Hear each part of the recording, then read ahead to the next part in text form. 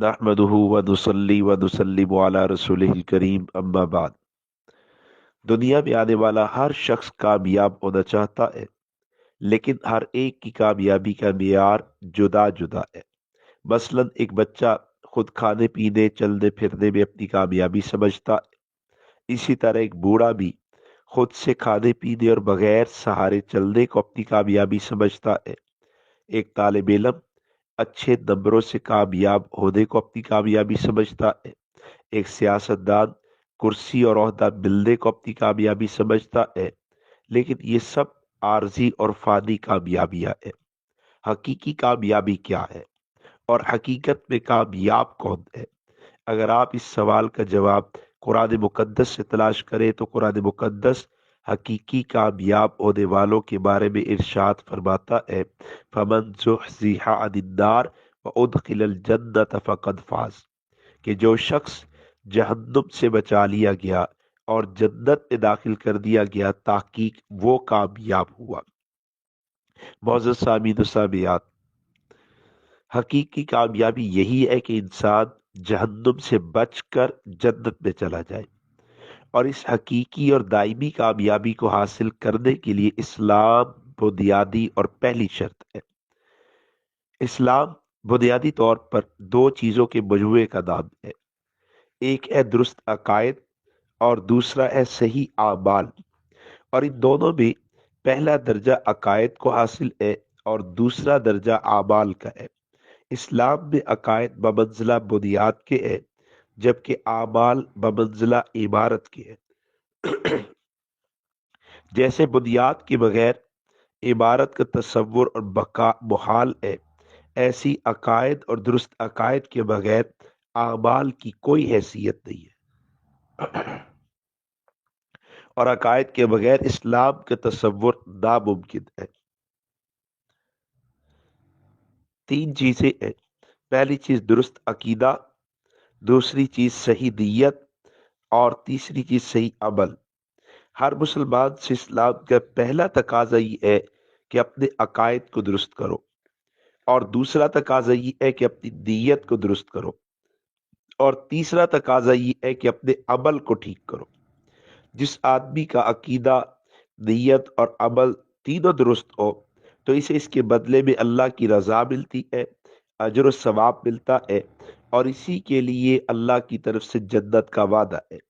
اس کے برعکس اگر کسی شخص کی نیت بھی درست ہو اور عمل بھی عمدہ ہو، لیکن اس کا عقیدہ درست نہ ہو، تو عقیدے کی خرابی کی وجہ سے اس کا عمل قطعاً قبول نہیں ہوتا اور اس کو کسی طرح کا اجر و ثواب نہیں دیا جاتا۔ اس پر میں دو مثالیں عرض کرتا ہوں۔ پہلی مثال کہ ایک آدمی فلاحی کام کرے، جیسے کوئی ہسپتال بنوا دے، فری ڈسپینسری کا انعقاد کرے، اور پھر اعلان عام کرے کہ یہاں پر غریب کا مفت علاج ہوگا۔ یہ یقیناً ایک اچھا کام ہے، ثواب کا کام ہے۔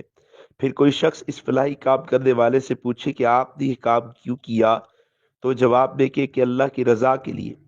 پھر اس سے پوچھا جائے کہ آپ کے عقائد کیا ہے، آپ کا مذہب کیا ہے، آپ کون ہے، تو جواب میں کہ میں عیسائی ہوں، یا کہے میں یہودی ہوں، تو آپ یہ فیصلہ کریں گے کہ اس کا رب اس سے راضی نہیں ہوگا۔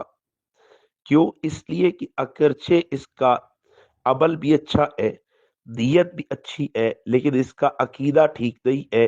عقیدے کی خرابی کی وجہ سے اس کا درست عمل اور اس کی درست اور صحیح نیت بھی رائے گاہ ہے، بیکار ہے، کسی کام کی نہیں ہے۔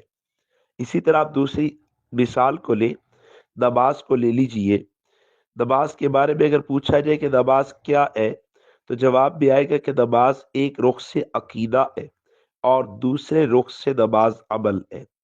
عقیدہ کب ہے؟ جب ہم کہیں نماز فرض ہے، نماز کی فرضیت کو مان لینا عقیدہ ہے، اور نماز ادا کرنا یہ عمل ہے۔ اگر ایک آدمی نماز کی فرضیت کو مانتا ہے اور پھر نماز ادا کرتا ہے تو اس کی نماز قبول ہو جاتی ہے، وجہ کہ اس کا عقیدہ بھی درست ہے اور اس کا عمل بھی درست ہے۔ اور اگر کوئی شخص نماز کی فرضیت کو نہ مانے لیکن نماز ادا کرے اور یہ کہے کہ جیسے ذکر فرض نہیں ہے لیکن کر لیا جائے ثواب ہے، صدقہ فرض نہیں ہے لیکن دیا جائے تو ثواب ہے، تلاوت فرض نہیں ہے لیکن کی جائے تو ثواب ہے، اسی طرح نماز بھی فرض نہیں ہے لیکن اگر پڑھی جائے تو ثواب ہے۔ یہ آدمی جو نماز کی فرضیت کو نہیں مانتا لیکن نماز ادا کرتا ہے، یہ اس کا عمل بیکار ہے، اور وجہ وہی ہے کہ اس کا عقیدہ ٹھیک نہیں ہے، یہ نماز کی فرضیت کو نہیں مانتا۔ قرآن مقدس کو بھی دیکھیے تو قرآن مقدس نے بھی پہلے عقیدے کی بات کی ہے، پھر عمل کا ذکر کیا ہے، جیسے اللہ رب العزت کا اعلان ارشاد ہے والذین آمنوا وعاملوا الصالحات، والذین آمنوا وعاملوا الصالحات ان الذین آمنوا وعاملوا الصالحات الا الذین آمنوا وعاملوا الصالحات، جا بجا جہاں بھی آپ اعمال کے ذکر کو پاتے ہیں تو اس سے پہلے آپ ایمان کے ذکر کو پاتے ہیں، اس سے پہلے آپ عقائد کے ذکر کو پاتے ہیں۔ تو اللہ رب العزت نے بھی جب اعمال اور عقائد کو بیان کیا ہے تو عقائد کو مقدم رکھا ہے، اعمال کو مؤخر کیا ہے۔ پھر آپ جبھی انبیاء کی دعوت کو دیکھ لیجئے، دنیا میں جتنے نبی آئے ہر ایک نبی نے اپنی قوم کو جو پہلی دعوت دی ہے وہ درست عقائد کی دعوت ہے۔ حضرت آدم سے رحمت کائنات امام الانبیاء صلی اللہ علیہ وسلم کی ذات پاک تک ہر ایک نبی نے اپنی قوم کو پہلی دعوت و درست عقائد کی دعوت دی ہے کہ میری قوم اپنے عقائد کو ٹھیک کرو، میری قوم اپنی نیت کو ٹھیک کرو، میری قوم یہ احکامات بجا لاؤ، یہ اعمال بجا لاؤ۔ اور عقائد کے اندر دو باتیں ضروری ہے، پہلی بات ہے تمام عقائد کو مانا جائے، اور دوسری بات ہے کہ ہر عقیدے کو مکمل مانا جائے۔ تمام عقائد کو بھی ماننا ہے اور ہر عقیدے کو مکمل ماننا ہے۔ اگر کوئی شخص کسی ایک بھی ثابت شدہ عقیدے کا انکار کر دے تو وہ ایسا ہے جیسے اس نے کل اسلام کے انکار کر دیا۔ اسی طرح اگر کوئی شخص کسی ایک بھی اسلامی عقیدے کی کسی ایک جز کا انکار کر دے تو یہ بھی اسلام کے منافی ہے۔ جیسے کوئی شخص کہ میں توحید کو مانتا ہوں لیکن 99% مانتا ہوں، 1% نہیں مانتا، تو یہ ایسا ہے جیسے اس نے توحید کا کلی طور پر انکار کیا۔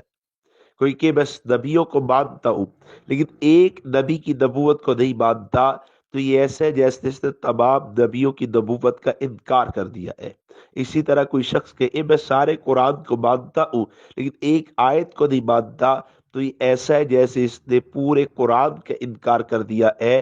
تمام عقائد کو ماننا ہے اور پھر ہر ایک عقیدے کو پورے طور پر ماننا ہے، مکمل ماننا ہے۔ اور جن عقائد کو اسلام نے بار بار بیان کیا ہے ان میں سے ایک عقیدہ توحید ہے، دوسرا عقیدہ رسالت ہے اور تیسرا عقیدہ قیامت ہے۔ توحید کیا ہے، رسالت کیا ہے، قیامت کیا ہے، انشاءاللہ آپ اگلی آڈیو میں سے بات فرمائیں گے۔ جن عقائد کو اسلام میں مرکزی عقائد قرار دیا گیا ہے اور جن کا قرآن میں بار بار تکرار کیا گیا ہے، جن کو قرآن مقدس نے بار بار بیان کیا گیا ہے، وہ 3 عقائد ہے۔ ایک توحید ہے، دوسرا رسالت ہے اور تیسرا قیامت ہے۔ عقیدہ توحید یہ اسلام کا اساسی اور بنیادی عقیدہ ہے۔ اللہ تعالیٰ کی ذات کے بارے میں بنیادی طور پر جن باتوں پر ایمان رکھنا ضروری ہے ان میں سے ایک بات کہ اللہ کی ذات موجود ہے اور اس کا وجود واجب ہے۔ دوسری بات، اللہ تعالیٰ اپنی ذات میں ایک ہے، اللہ تعالیٰ کا کوئی شریک نہیں ہے، نہ اس کی کوئی اولاد ہے اور نہ وہ کسی کی اولاد ہے۔ اور تیسری بات، اللہ تعالیٰ کی ذات ہی عبادت کے لائق ہے، اللہ تعالیٰ کے علاوہ کسی کی عبادت جائز نہیں ہے۔ رسالت کا عقیدہ کیا ہے؟ رسالت اور نبوت ایک منصب کا نام ہے، جیسے امامت، خطابت، تدریس یہ منصب کا نام ہے۔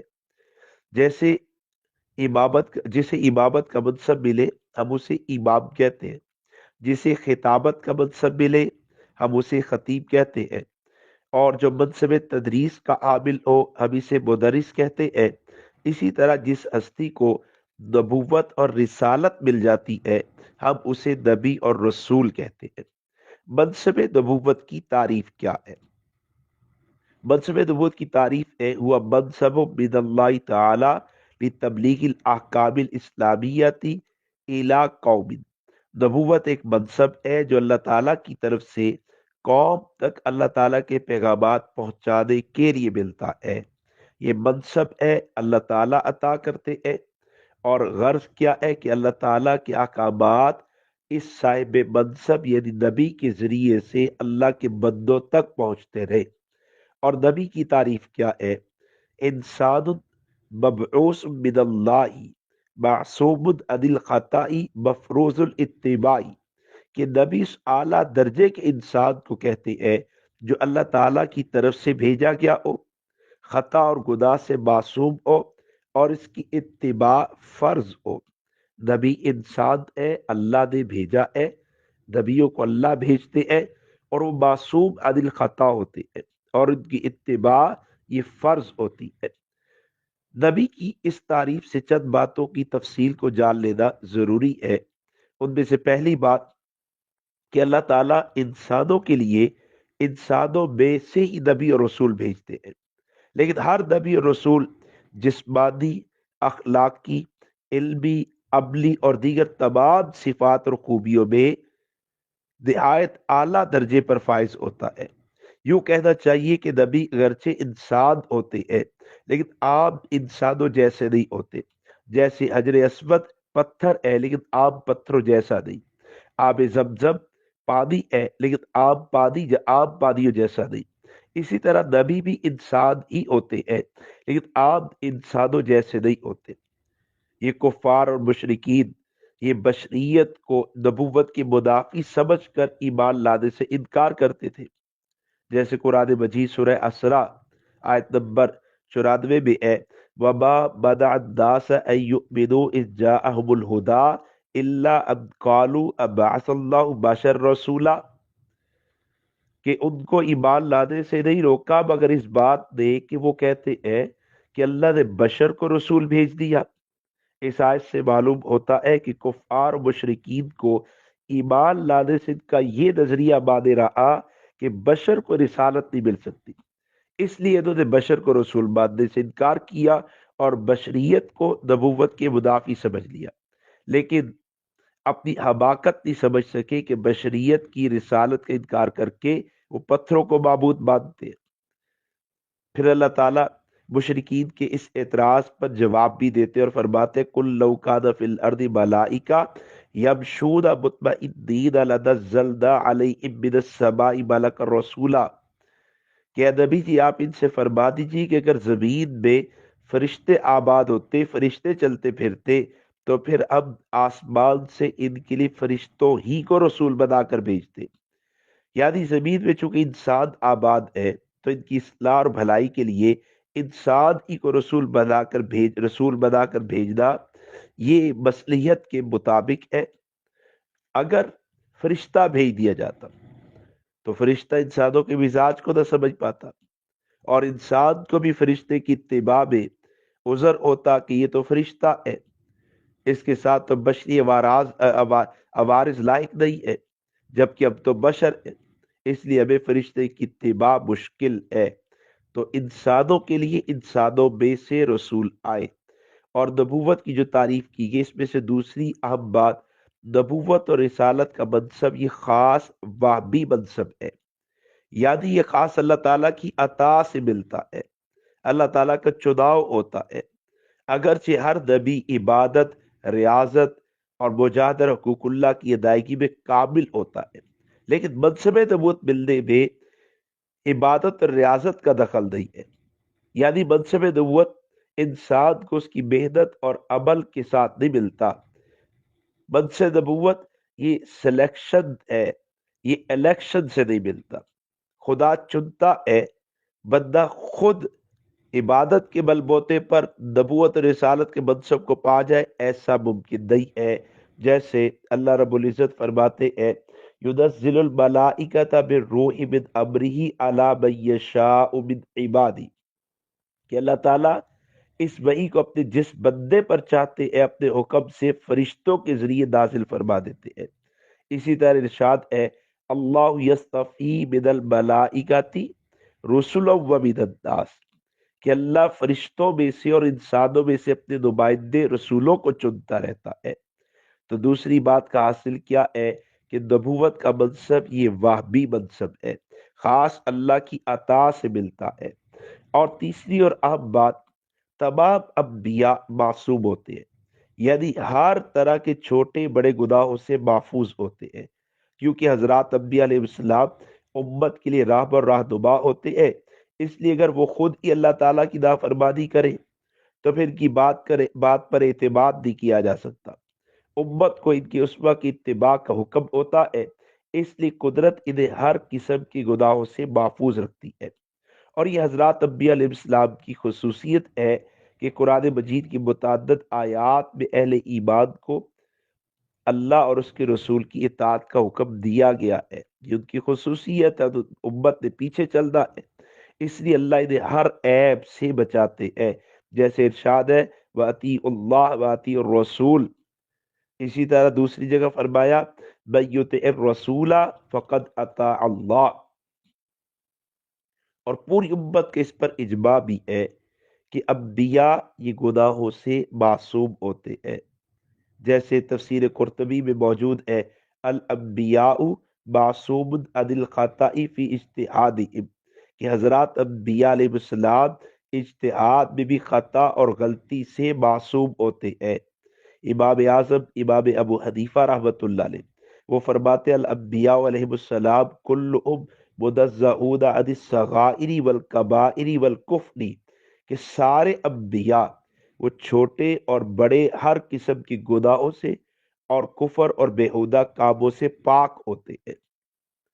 اور نبی کی تعریف میں جو چوتھی اہم بات ہے وہ یہ کہ ہر نبی اپنی امت کے لیے مفروض الاطاعت ہوتا ہے، یعنی ہر نبی کی اطاعت فرض ہوتی ہے، اور امت کو حکم ہوتا ہے کہ نبی کی ہر ایک بات کو بدعن تسلیم کرے اور اس کی اطاعت کو فرض سمجھے۔ نبی کی طرف سے ملنے والے حکم کے بارے میں امت کو سوال کی بھی اجازت نہیں ہوتی، یعنی امت سوال نہیں کر سکتی کہ یہ کیوں کروں، بس جو حکم ملا ہے اس کو پورا کرنا ہے، چاہے انسان کی سمجھ میں آئے یا نہ آئے، کیونکہ نبی اللہ کا نمائندہ ہے، وہ اللہ تعالیٰ ہی کے احکامات پہنچاتا ہے۔ قرآن مجید میں متعدد مقامات پر نبی کی اطاعت کا حکم ہے، جیسے ارشاد فرمائے یا ایھا الذین آمنوا اطیعوا اللہ واطیعوا الرسول۔ اسی طرح فرمائے ما آتاکم الرسول فخذوہ وما نہاکم عنہ فانتہوا، رسول جو تمہیں دے اس کو لے لو اور رسول جس چیز سے روکے اس سے رک جاؤ۔ ان جیسی دیگر بہت سی آیات میں رسول کی اطاعت کا حکم ہے اور مطلق اطاعت کا حکم ہے، جس کا مطلب یہ ہے کہ رسول پر مکمل اعتماد کر کے رسول کی طرف سے آنے والے احکامات کی پابندی کی جائے اور ان احکامات کو اللہ ہی کے احکامات سمجھے جائے۔ تو رسول اور نبی کی تعریف میں ان چار باتوں کو جاننا اور ان چار باتوں کو ذہن میں رکھنا ضروری ہے۔ اور تیسرا جو اہم عقیدہ ہے وہ عقیدہ آخرت ہے۔ عقیدہ آخرت کا مطلب کہ اللہ تعالیٰ نے ایک دن مقرر کیا ہے جب ہر جاندار کو موت دے دی جائے گی، پھر سب انسانوں کو اور جنات کو دوبارہ زندہ کر کے ایک میدان میں جمع کیا جائے گا اور ان کو ان کے اعمال کی جزا و سزا دی جائے گی۔ جس انسان کے اعمال اچھے ہوں گے تو جنت کی صورت میں جزا ملے گی، اور جس انسان کے اعمال برے ہوں گے تو جہنم کی صورت میں سزا ملے گی۔ جس دن یہ جزا و سزا ملے گی اس دن کو قیامت کہتے ہیں، اس دن کو حشر کہتے ہیں، اسی دن کو یوم آخرت کہتے ہیں۔ نیک لوگوں کے لیے ان کی نیکیوں کے اعتبار سے یہ دن چھوٹا ہوگا، اور گناہ گار لوگوں کے لیے ان کے گناہوں کے اعتبار سے یہ دن بڑا ہوگا۔ جس کی نیکیاں زیادہ ہے یہ دن اس کے لیے اتنا چھوٹا ہے، جس کے گناہ زیادہ ہے یہ دن اس کے لیے اتنا لمبا ہے۔ یہ تین عقائد اور باقی تمام عقائد جیسے فرشتوں کا وجود ہے، جنت جہنم کا وجود ہے، قبر کا عذاب ثواب ہے، آسمانی کتابوں کا نزول ہے، ان تمام عقائد کے اندر درجے کے اعتبار سے توحید کا عقیدہ سب سے اوپر درجے کا ہے، لیکن حیثیت اور اہمیت کے اعتبار سے اور ایمان لانے کے اعتبار سے نبوت اور رسالت کا عقیدہ سب سے مقدم ہے۔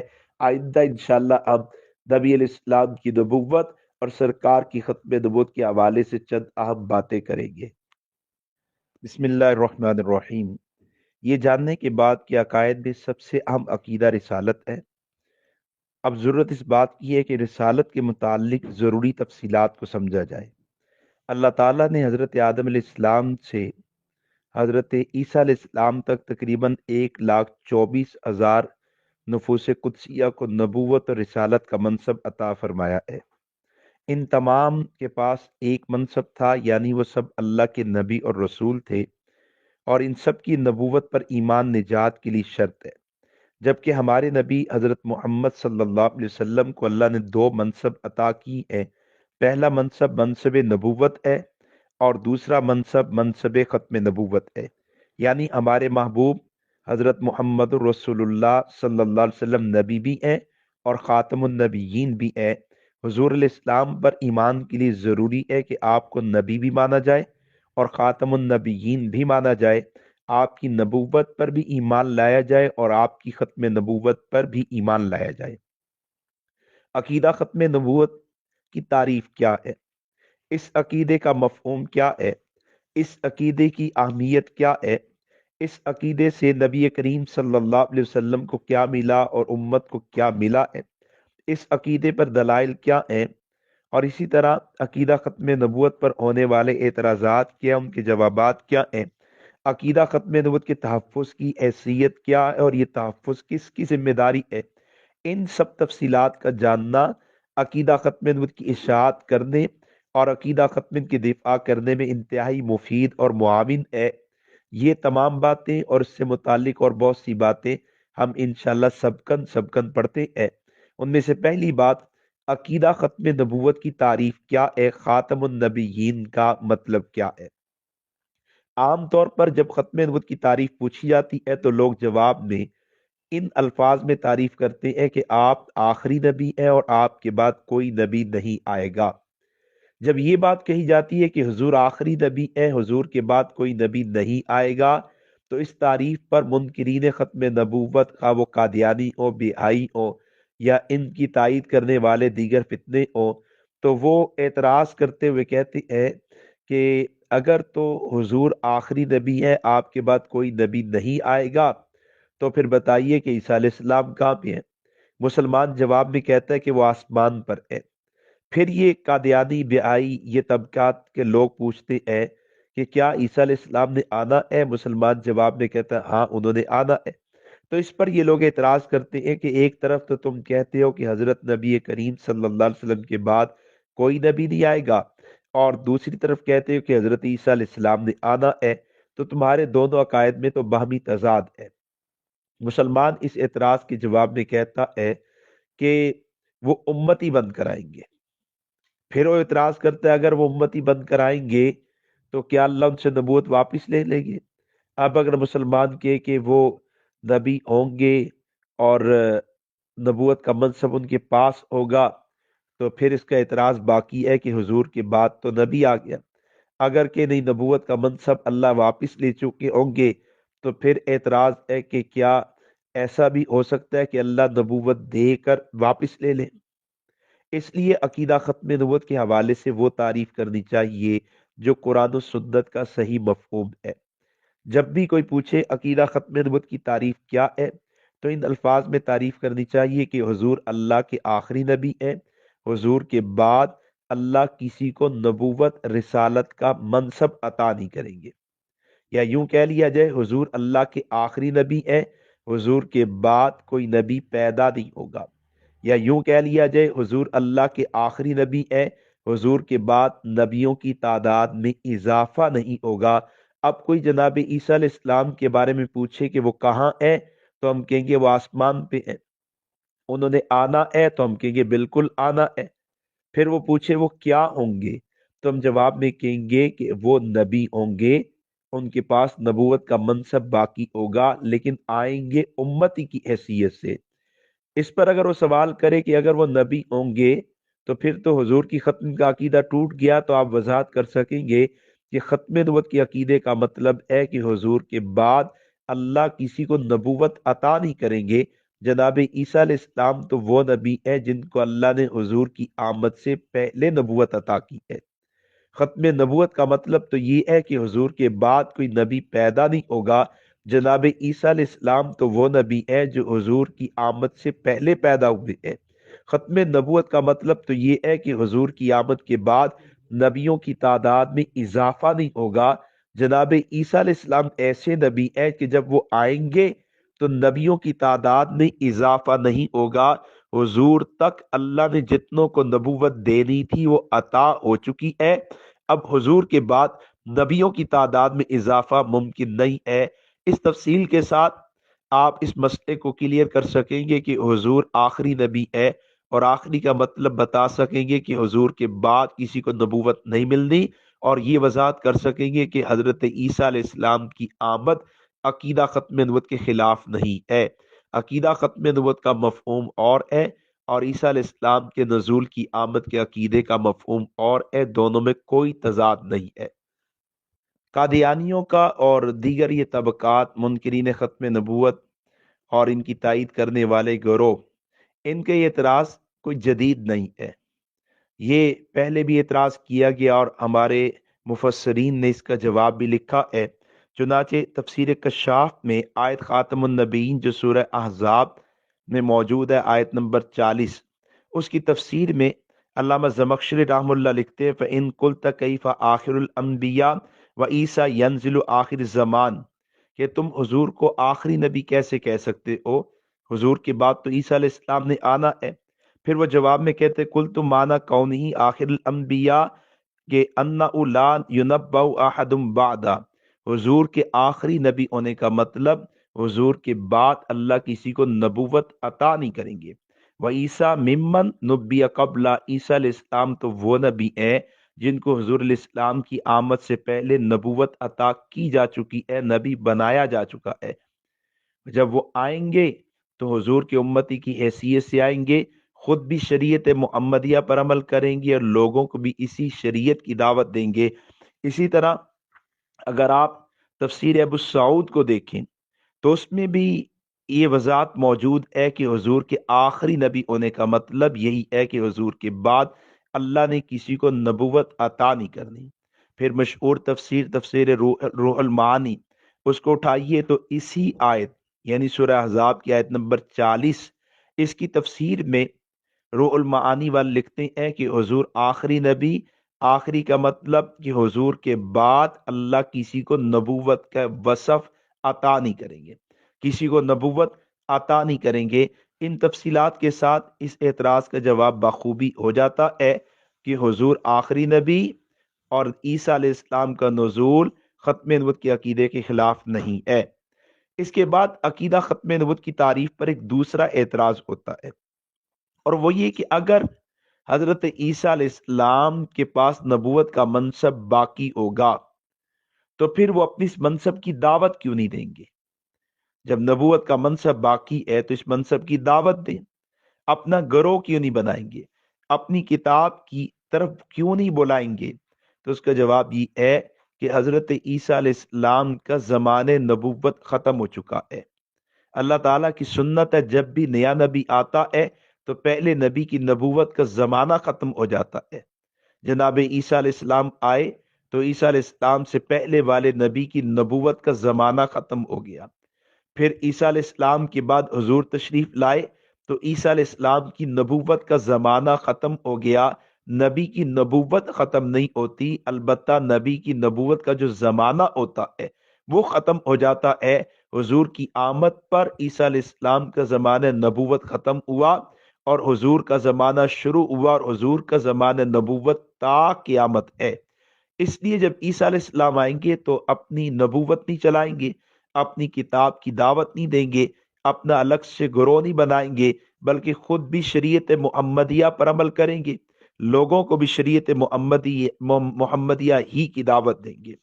پھر عقیدہ ختم نبوت پر ایک اور اعتراض کیا جاتا ہے، اس کی تعریف پر اعتراض ہوتا ہے کہ اگر حضرت عیسیٰ علیہ السلام کی آمد کو مانا جائے اور یہ کہا جائے کہ عیسیٰ علیہ السلام نبی علیہ السلام کی اتباع کریں گے، حضور علیہ السلام کی اطاعت کریں گے، نبی علیہ السلام کی شریعت کے مطابق چلیں گے تو یہ تو قرآن کی آیت کے خلاف ہے کہ قرآن کہتا ہے وما ارسلنا من رسول الا لیطاع باذن اللہ، کہ ہم نے جس بھی رسول کو بھیجا ہے مطاع بنا کر بھیجا ہے، اور مطاع کا مطلب جس کی اطاعت کی جائے۔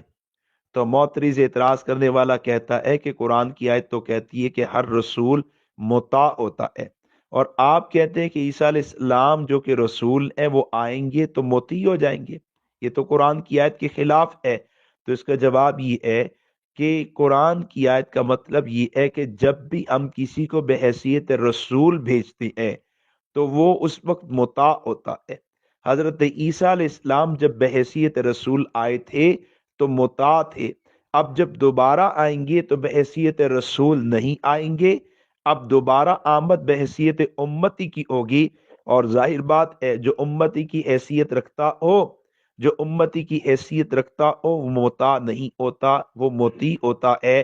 پہلی آمد تھی نبی کی حیثیت سے تو عیسیٰ مطاع تھے، دوسری آمد ہے امتی کی حیثیت سے تو جناب عیسیٰ علیہ السلام مطیع ہے۔ پھر اسی تعریف پر یہ اعتراض اور اس تفصیلات پر یہ اعتراض بھی ہوتا ہے کہ اگر عیسیٰ علیہ السلام کے بارے میں ہم کہیں کہ وہ آئیں گے تو امتی کی حیثیت سے آئیں گے، تو یہ تو عیسیٰ علیہ السلام کی توہین کرنا ہے کہ ایک نبی کو نبوت کے منصب سے امتی کے منصب پر لانا، یہ تو توہین ہے۔ اس کا جواب یہ ہے کہ ہم حضرت عیسیٰ کے بارے میں یہ عقیدہ رکھتے ہیں کہ عیسیٰ علیہ السلام کے پاس دو منصب ہے، ایک نبوت والا منصب اور ایک امتی والا منصب۔ حضرت عیسیٰ علیہ السلام کی نسبت جب کی جاتی ہے امت کی طرف تو عیسیٰ علیہ السلام نبی کی حیثیت رکھتے ہیں، اور عیسیٰ علیہ السلام کی نسبت جب کی جاتی ہے امام الانبیاء کی طرف تو عیسیٰ علیہ السلام حضور کے لیے امتی کی حیثیت رکھتے ہیں۔ جیسے ایک بندہ باپ بھی ہے بیٹا بھی ہے، وہ باپ کب ہے جب بیٹے کی طرف نسبت کی، اور وہ بیٹا کب ہے جب باپ کی طرف نسبت کی۔ جب کہا کہ یہ بندہ باپ ہے تو اس کی شان اوپر آئی، جب کہا یہ بیٹا ہے تو بیٹے کی نسبت بیان کرنے سے اس کی ابوت والی شان میں کوئی کسر، کوئی نقص، کوئی کمی واقعہ نہیں ہوتی۔ ایک بندہ ایک ہی وقت میں باپ بھی ہے بیٹا بھی ہے، اور باپ کو اپنے باپ کو بیٹا کہہ دینے سے اس کی شان کم نہیں ہوتی کہ یہ باپ اپنی اولاد کا ہے اور بیٹا اپنے والد کا ہے۔ اسی طرح جناب عیسیٰ علیہ السلام وہ نبی ہے امت کے، اور امتی ہے امام الانبیاء جناب محمد الرسول اللہ صلی اللہ علیہ وسلم کی ذات پاک کے۔ اور یہاں ایک اور وضاحت بھی اچھی طرح سے لے لینی چاہیے، سمجھ لینی چاہیے کہ ختم نبوت کا مطلب یہ نہیں ہے کہ حضور نبی علیہ السلام پر سب نبوتیں ختم ہوگی، بلکہ ختم کا مطلب یہ ہے کہ آپ کے بعد پہلی نبوتوں کے احکامات جاری اور نافذ نہیں ہوں گے، اور اگر پہلے نبیوں میں سے کوئی ایک یا زیادہ نبی دوبارہ دنیا میں آ بھی جائیں تو پھر وہ آپ ہی کی شریعت کے تابع داری کریں گے، آپ ہی کی شریعت کے ماتحت رہیں گے۔ جیسے عیسیٰ علیہ السلام آئیں گے تو وہ حضور کی شریعت کی تابع داری کریں گے، اور جیسے معراج کی شب اللہ نے 1.25 انبیاء کو زمین پر مسجد الاقصی میں جمع کیا تو سارے نبی حضور علیہ السلام کی تابع داری میں رہے، حضور مقتدا بن گئے، سارے نبی مقتدی بن گئے، آپ امام بنے، سارے مقتدی بن گئے، اور اللہ نے معراج کی شب سارے انبیاء کو دنیا میں بھیج کے حضور کے پیچھے کھڑا کر کے بتا دیا کہ حضور کی آمد کے بعد حضور ہی کی چلنی ہے، انہی کی تعلیم ہے، انہی کے اصول ہے، انہی کا ضابطہ ہے، انہی کی عبادت، انہی کی طرز عبادت ہے۔ اور دیکھو یہ سارے سچے انبیاء دنیا میں حضور کی آمد کے بعد آ چکے، لیکن حضور کی آمد کے بعد ان سچوں میں سے کسی ایک کی بھی نہیں چل رہی۔ اور شان خاتمیت کے دو پہلو ہیں، دونوں بڑے اہم ہیں۔ پہلا پہلو کہ آپ کے بعد کوئی نبی پیدا نہیں ہوگا، اور دوسرا پہلو کہ آپ کے بعد اگر پہلے نبیوں میں سے بھی کوئی نبی آئے گا تو وہ بھی آپ کے ماتحت رہے گا۔ اور یہ وضاحت بھی اچھی طرح جان لیجئے، ختم نبوت کا مطلب یہ نہیں ہے کہ خود نبوت ختم ہو گئی، بلکہ ختم نبوت کا مطلب یہ ہے کہ آپ صلی اللہ علیہ وسلم کی نبوت باقی ہے، اور آپ ہی کی نبوت قیامت تک جاری و ساری ہے۔ البتہ آپ کے بعد کسی فرد کو نبوت ملنا بند ہو چکی ہے۔ یہ ہمارا پہلا سبق تھا۔ انشاءاللہ العزیز آئندہ سبق میں عقیدہ ختم نبوت بنیاد کیوں ہے، دین کی بنیاد کیوں ہے، عقیدہ ختم نبوت کا مفہوم کیوں ہے، اور عقیدہ ختم نبوت کے مفہوم کے مختلف پہلو کیا کیا ہیں، کون کون سے ہیں، اور پھر انشاءاللہ عقیدہ ختم نبوت حضور کی وجہ امتیاز ہے۔